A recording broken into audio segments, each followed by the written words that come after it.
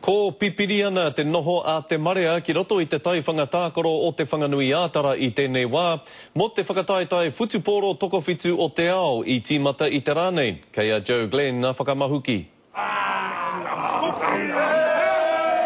He moata te tai mai a ngā kaitautoko o ngā tīma whutupōro tokowhitu o te ao ki te papatākaro o Pōneke I te ata nei me wā rātau poropiti. The weather's good, you know, everyone's here. Kenya's going to win. Ko ngā tīma o Hāmoa me Argentina I whakaeke ki te papatākaro mo te kēmu tuatahi o te tōnamana.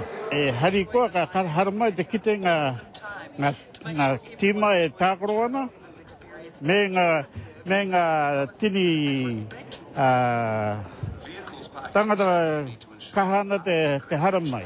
Te kaumā ono ngā tīma kei te whakataeta I tēnei tau.